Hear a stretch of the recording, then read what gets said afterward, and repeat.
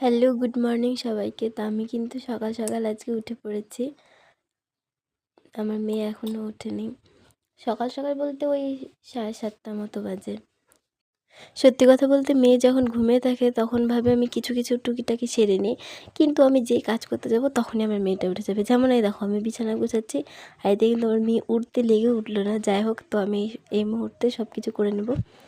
আর ওর বাবা যেহেতু সকাল সকাল আজকে চলে গেছে কাজে, তো আমি ভাবছি একা একা কী করব। তো সকাল সকাল উঠে পড়েছি।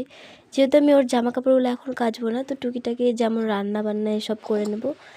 এই দেখো, ওর ঔষধ যে কতগুলো, আমি এটাই ভাবি যে আমারই বোধহয় একটা ওষুধের দোকান হয়ে যাবে। তো আমার কিন্তু প্রচুর ঠান্ডা লেগেছে কাজ করে।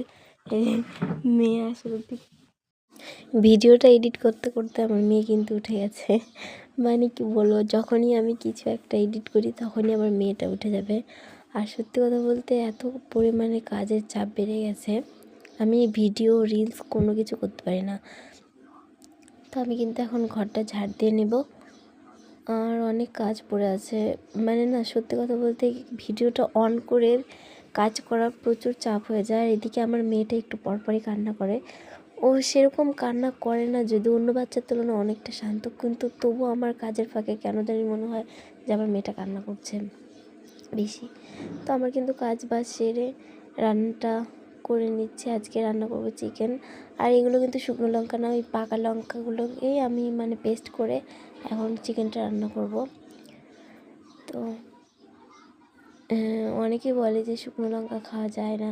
আর শুকনো লঙ্কা খাওয়া যায় কিনা আমি সঠিক জানি না, কিন্তু আমার নিজেরই পেটটা ভীষণ জ্বলে। তো আমি এখন পাকা লঙ্কাগুলো দিয়েই, মানে কাঁচা লঙ্কাটাই পেকে গেছে, লাল হয়ে গেছে, ওটা দিয়ে আমি এখন চিকেন রান্না করছি। তো আমার কিন্তু মাংসটা প্রায় রান্না হওয়ার মধ্যে। তো আমি এখন রান্না বান্না করে মেয়ের জন্য গরম জল করে সেটা রোদ্রে বসাবো, সেটাতে মেয়েকে চান করাবো। আর একটু মেঘলা মেঘলা ছিল আকাশটা, তার জন্য আমি দুদিন মেয়েকে চান করিনি, শুধু মানে ন্যাকড়া ভিজিয়ে সেটাতে মুছিয়ে রেখেছিলাম। আমি ভাবতাম যদি ঠান্ডা লেগে যায় এতটুকু বাচ্চা, হ্যাঁ যদিও ডাক্তারের কাছে নিয়ে যাব, ড্রপ দিবে, ওষুধ দেবে, কিন্তু ওই যে ওর কষ্টটা হয় কি না, ওটা ভাবলে আমার কেমন লাগে। কারণ আমার নিজেরই ঠান্ডা লেগেছে, আমি কথা বলতে পারছি না, তাহলে ও তো একটা ছোট বাচ্চা।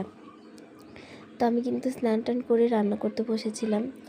তো এখন মেয়েকে স্নান করাবো, তো স্নান করে আসছি। তো আমার মেয়েকে কিন্তু স্নান করানো হয়ে গেছে। আর এই দেখো আমার পুচকু সোনাটা, মানে কি বলবো, একটুকু স্থির থাকে না ও।